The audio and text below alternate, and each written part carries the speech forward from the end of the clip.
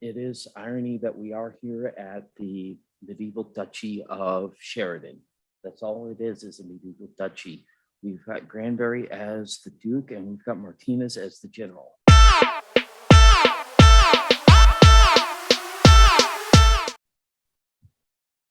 Sally.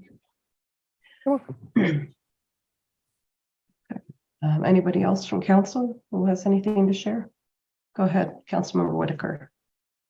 Yeah, I just figured, love it or hate it, this might be a good time to mention the photo radar and red light camera enforcement. It's worth mentioning that they're not unconstitutional. Hundreds of cities across the US use these enforcement tools, including Denver, Boulder, and Fort Collins. Sheridan strictly adheres to the state's statutes that govern the use of photo radar and red light cameras. All fines are set by the state statute. Numerous studies have shown that photo radar and photo red light cameras reduce speeding and serious accidents. Sheridan holds photo radar and red light court once per month where people can challenge violations, but we average less than 10 challenges a month.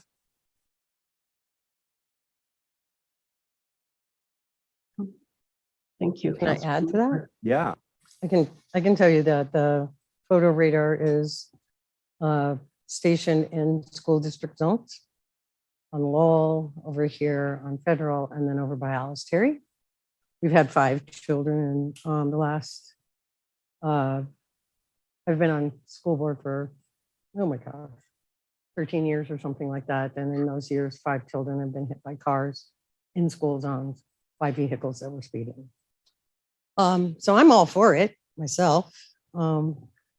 If you don't want, if you have an issue with them, like, I think it was Mr. Fleur that had said one time, if you have an issue with having your picture taken, then don't speed.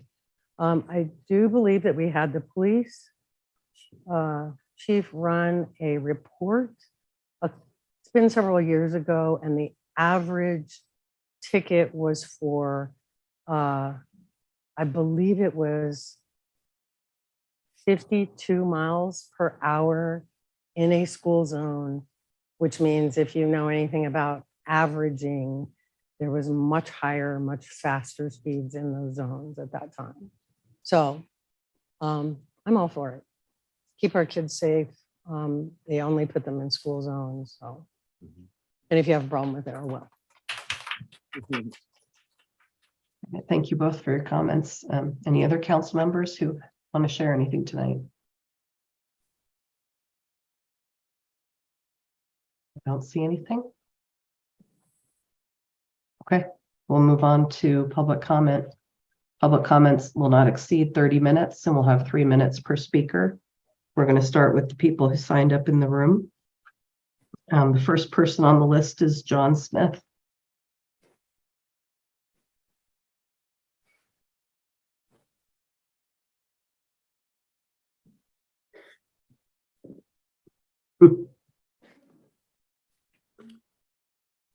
Hello. The first thing that I would like to address is the last time that we were here, Mr. Whitaker's girlfriend or fiance. I watched one of her public comments that she made prior, and she said that she is a free speech absolutist, but that you must use decorum when exercising your free speech. Decorum is defined as behavior in keeping with good taste. So I was just wanted to ask everyone, she's not here, but if she believes that decorum is bumping into my girlfriend several times, blocking her camera, she actually grabbed it and pulled it down and broke the gimbal. That's wrong. Excuse me, this is not your time to talk. That's wrong. And she actually committed harassment, CRS 18-9-111, subsection C, strikes, shoves, kicks, or otherwise subjects to physical contact. So that's funny that, you know, she was the one that was assaulting my girlfriend, essentially. And, but she wants to use decorum. I'd like to also talk about this administrative order. Is my time getting paused here? It's your friend. It's still running. You're still on. Go ahead.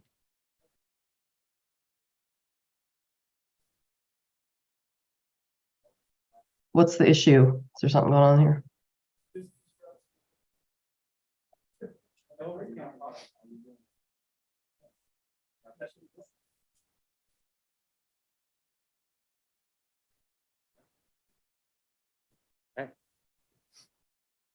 I'd like to address this administrative order that says that in accordance with the authority granted to the city manager by pursuant section 7.3 of the Sheridan Home Rule Charter.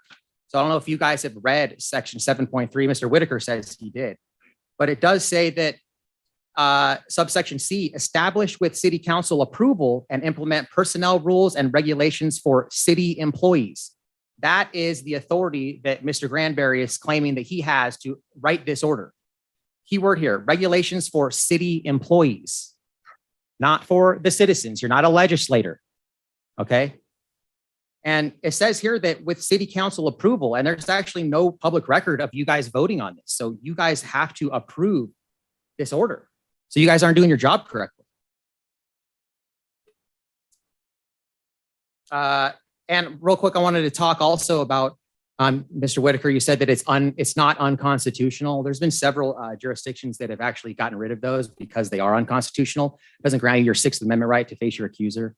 And they don't actually keep speeding down. I believe it was in Montana in 1995. They actually got rid of a bunch of speed limits, and they found that there was actually zero increase in fatalities from speeding, because it's actually true that people will use common sense. And just because there's not a law, doesn't mean people are going to drive 60 down Broadway, right? And then people that are going to violate that anyways, we're going to speed regardless of whether there's a speed limit or not.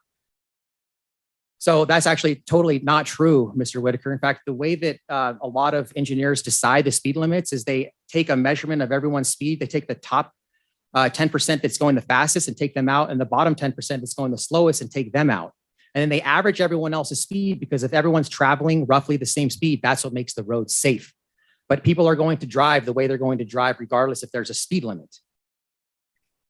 So I just wondering, Martinez, if I bump into a bunch of people here, all your friends, are you going to arrest me, or is that going to be cool like you let his girlfriend do?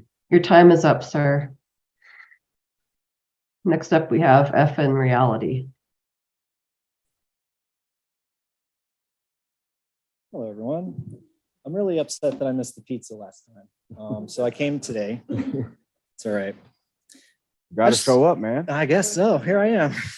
My friends and family don't carry guns to conduct government business. They don't act scared for their lives hiding behind people with guns either. My friends carry cameras and pocket constitutions, and they act brave. Unarmed, asking you to simply do your jobs, and that is met with violence. It's met with a gang of thugs and all their friends and family acting thuggish alongside of them, attempting to create a deadly encounter with unarmed, nonviolent activists. None of us are violent. In fact, all the evidence for that claim is available to you with a free YouTube subscription. Hundreds of hours where you can watch all these people and how they never accomplish their goals with threats of violence. And they never carry out any acts of violence. So let's all admit that the fear being claimed to generate a violent encounter is being manufactured. It's not reality. You all better get your acts together immediately. Stand up for what's right, drop all the charges against the people you arrested, and destroy that administrative order that is unconstitutional and was put in place by someone who has no right to pass laws or rules for anyone that is not a Sheridan employee. Limiting who can speak is only making this process take longer. If any of you have the guts to do what's right, now is the time to do better. Elevate humanity. Show what you're made of, because so far no one's impressed by how you've handled this situation. Except your friends and family, of course. And the residents of Sheridan. I live here Excuse too. me, don't interrupt the speaker, please. Please. If you have any issue with having your pictures taken, don't work in government. We're allowed to take your pictures. We're allowed to film our encounters. We're allowed to exist. That's our right. And you guys can't infringe on it no matter how hard you try. We'll keep showing up. Here's a little math for you. There's 6,000 residents in Sheridan, only 2,000 registered to vote. I could easily get 200, 300 activists out here and we could canvass it in a weekend. It's not Denver, it's 2 city blocks. It would be too easy to show them what you guys are really up to around here. And I do live around here, Jay. Take it easy. Thanks. Next, we have Chris Hunt.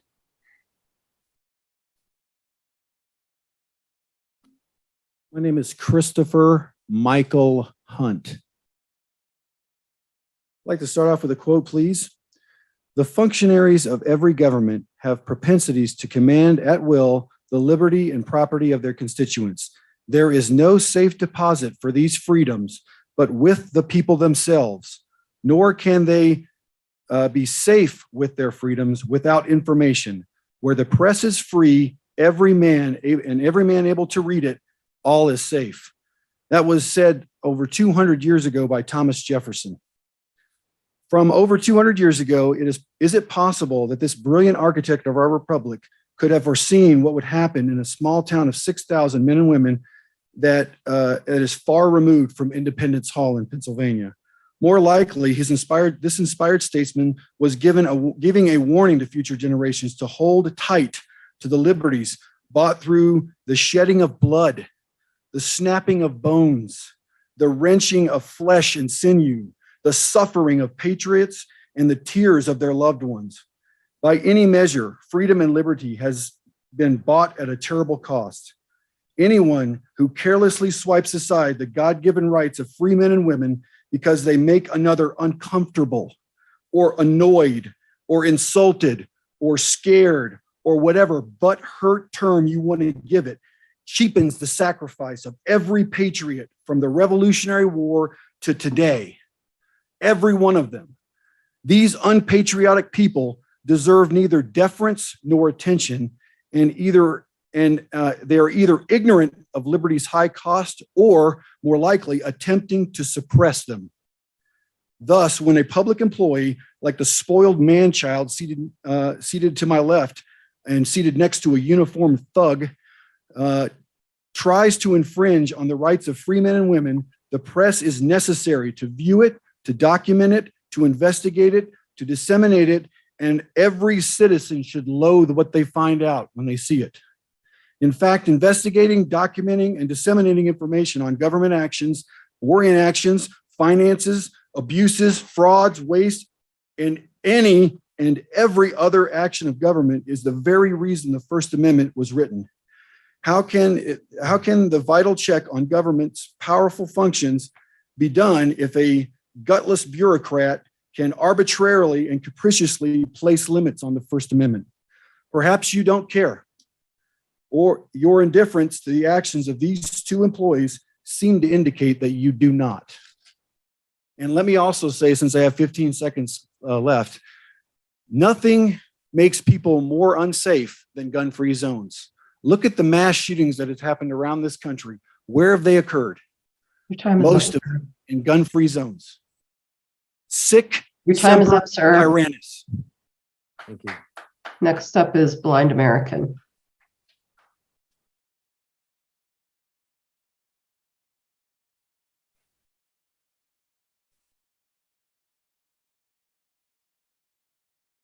Next, Blind American. It's a shame I wasn't able to get here in time last time we did this to offer my comments, but I am here today. And it is irony that we are here at the medieval duchy of Sheridan. That's all it is a medieval duchy. We've got Granberry as the Duke and we've got Martinez as the general. But no one else that's elected is upholding their oath to the Constitution. Where is liberty? Where is it written that Sally over here gets to be the chaplain? Yeah, I don't care for your general reflecting. You can all observe a moment of silence if you want, but there is separation of religion and state in this country. So I am sick of that. I am also sick of the free pass that is given to an unelected representative and a uniformed thug who brought in his family last time to conflate violence on peaceful citizens with peacefully exercising their constitutionally protected rights. I will also add, where is morality written in the Constitution? Where is morality written in the First Amendment? There's no words about morality in the First Amendment. You can go take your morality, you can shove it down the toilet for all I care, because there is no morality written on that paper. The administrative order that we have here that is, for all intents and purposes, it should be written on toilet paper because it is nothing. It is an ordinance for the employees of the city, not for peaceful citizens who are coming here to exercise their constitutionally protected rights to film. I was here proudly on December 14th with 15 other free American men and women who were peacefully exercising their rights to film and do open records requests and to hold our public servants accountable, our elected public servants accountable in this little tiny little bit of a town here. I wouldn't even call it a city because of how small it is. But I will state this, that you should be ashamed of yourselves for not taking control of the situation because this has got to change fast because otherwise it's going to keep on spiraling down and spiraling down and spiraling down and spiraling down. And the Martinez crime family is going to continue like this, get this escalated to inflict harm on peaceful Americans who are exercising their rights. Thank you. Next, we have Reagan.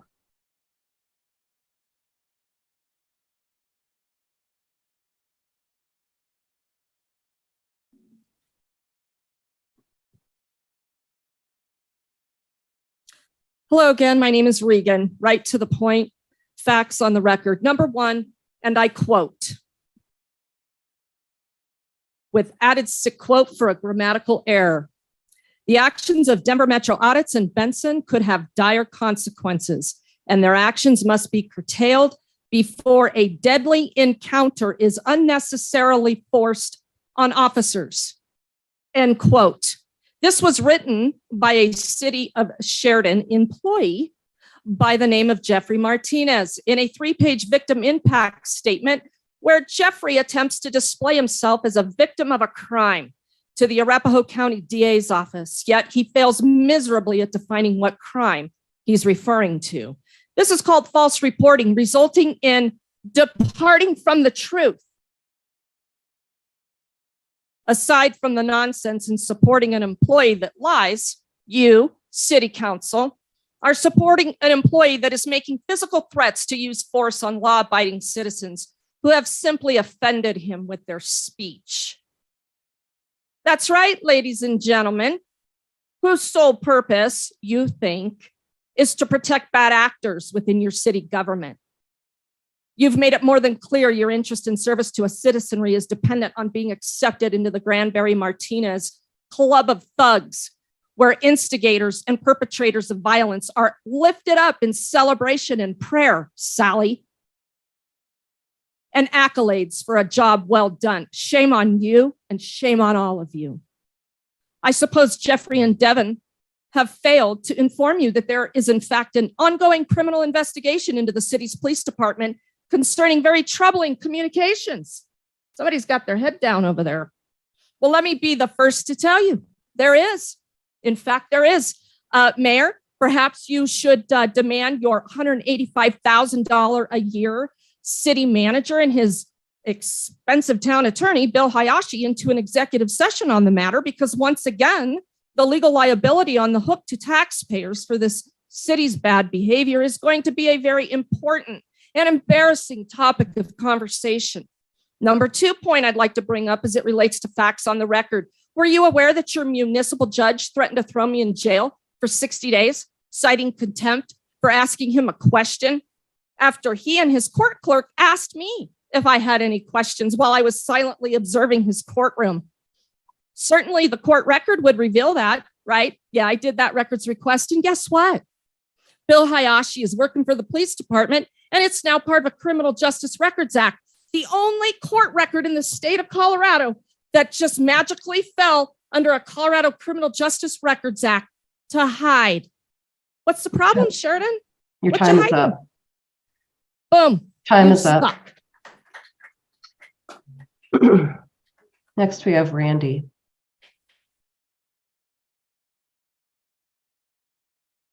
Randy.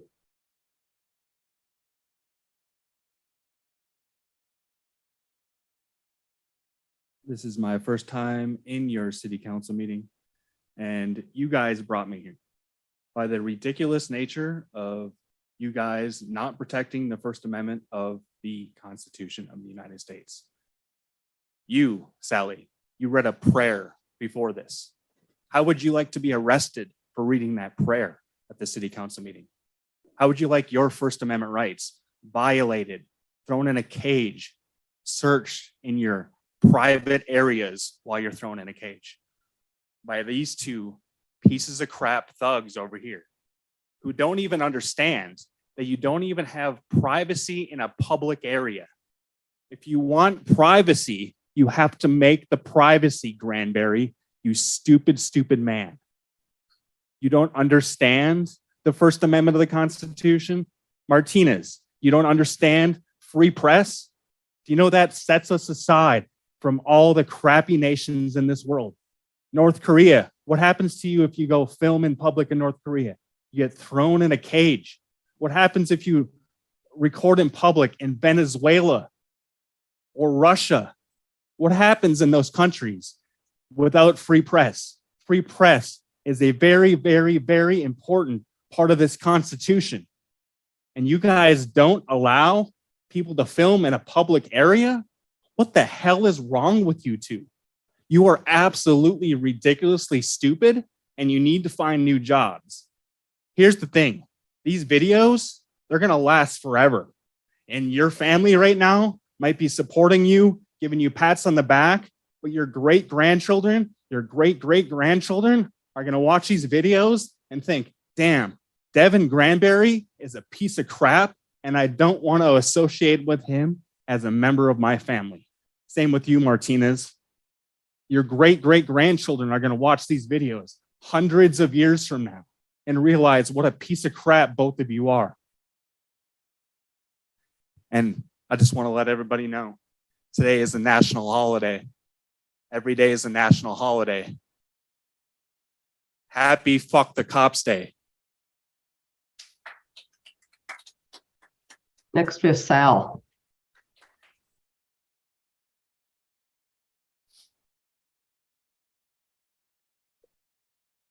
Sal?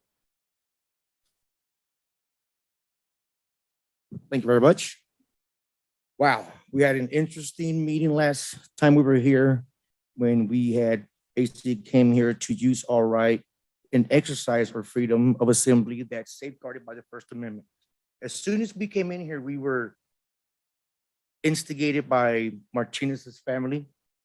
We were assaulted by Whitaker's girlfriend. Ridiculous. We were not, excuse me. It is. Like Excuse again, me.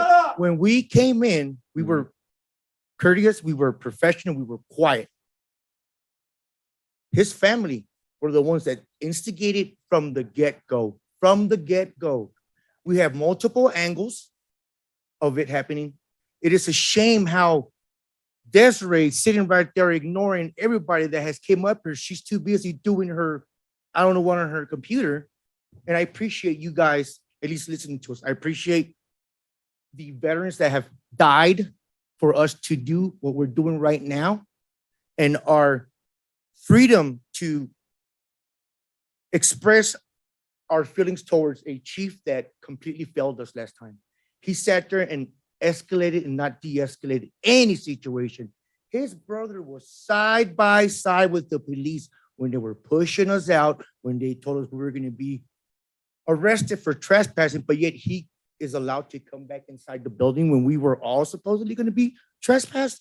That is unconstitutional. It is ridiculous. It's embarrassing how you're going to let an officer dictate how to run your city. The city manager is going to end up bankrupt in this city. You just wait. It's just bound to happen. We came in here in peace. We came in here not wanting any type of violence. And from the get-go, this gentleman started everybody that came up talking over them, talking over us, talking over everybody. And you guys just sat there and allowed it. Not you, but you definitely did. You definitely allowed it to happen. So it is I cannot imagine how you guys sleep in the morning, waking up, thinking that Sheridan is a sovereign city city that anybody that drives from New York to California can't stop in Sheridan and be treated as a citizen because they don't live in Sheridan. That's ridiculous. It's America as a whole, the whole United States. It's not just Sheridan. Sheridan will be, mark my words, bankrupt if this continues to be a trend. It needs to stop, Madam Mayor, please. It needs to stop. And again, if you want privacy, create it. Don't expect it. You're a council member. I appreciate your effort, your time, but it's ridiculous what went on last time. Thank you very much. Next up, we have Pete Mitchell. Pete Mitchell.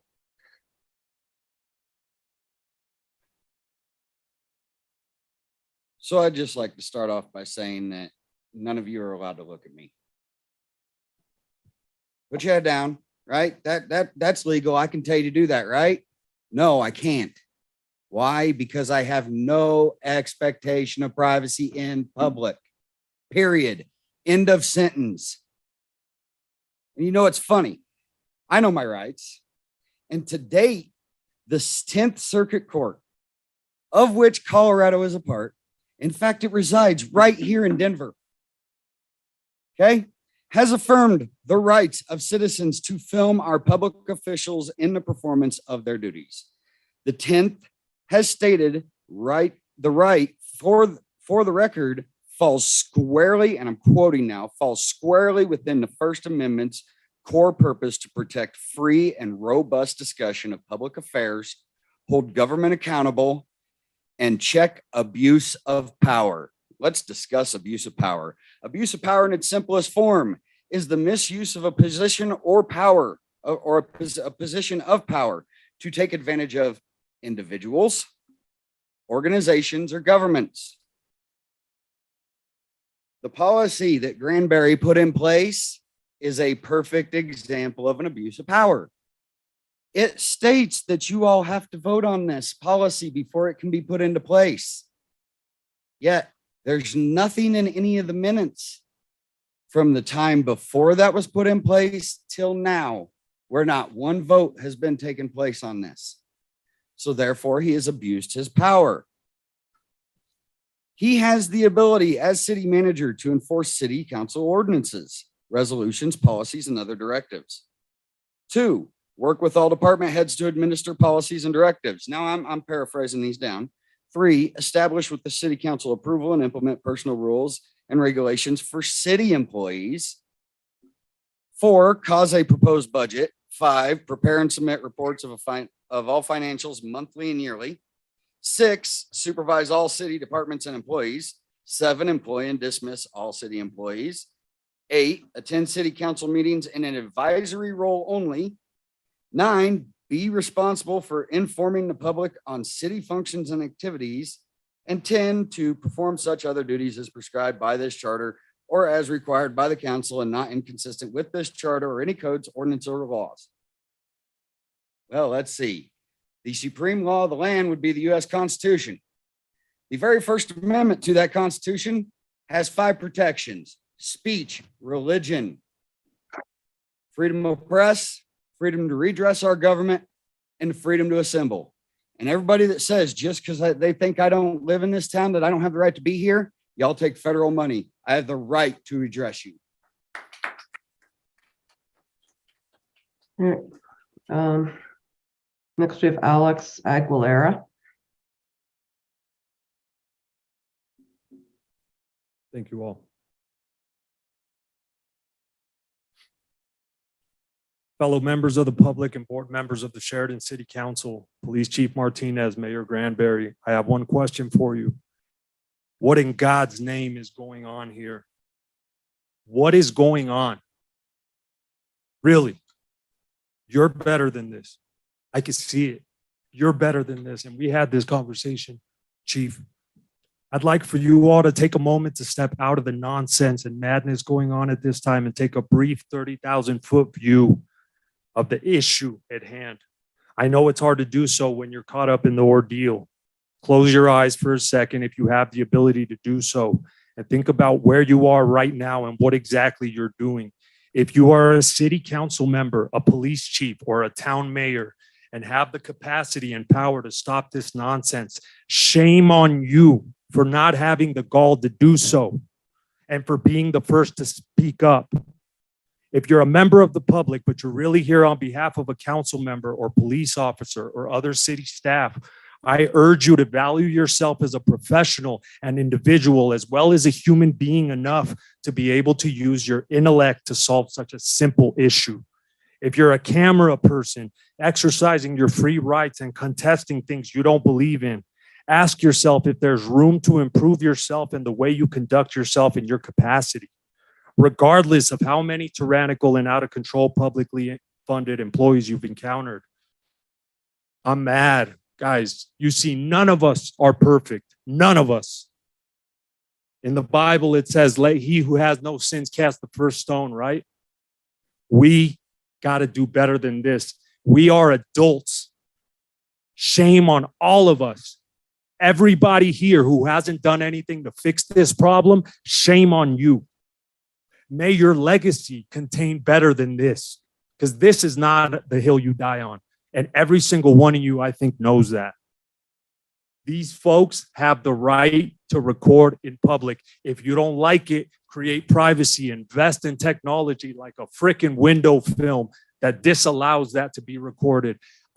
Train your staff on how to interact with First Amendment auditors. You may not like it as much as I don't like red lights, but we got to abide. We got to have a constitution that allows us to follow rules, laws. And this is not it. Getting into a petty dick measuring contest over who's this isn't it. This isn't the hill to die on. We agreed on just about every topic that we spoke about when we sat down, Chief. And I think you're a reasonable man. And I think the majority of the people in this building are reasonable people. Yet I walked in here and I'm seeing a dick measuring contest that does not need to take place anymore. Do better, brother. Do better. Don't get pulled into things you don't want to get pulled into. Thank you. Next, we have Indira Guzman. Madam Mayor, we're out of time. Oh, okay. Thank you, everybody, for your comments tonight. And we'll adjourn this regular meeting at 7:55 p.m. And we're going to go right into our Sheridan Redevelopment Agency meeting.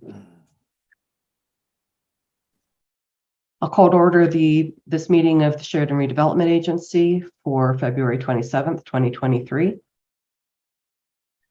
still have all. Give me one moment to get the software up. Sure.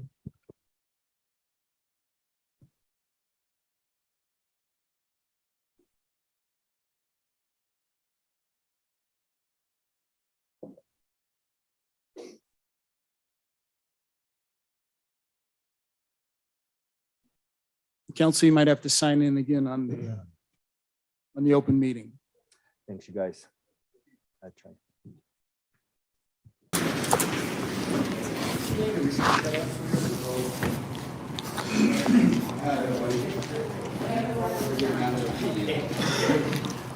Okay, guys. Thanks for hanging in here. We're leaving.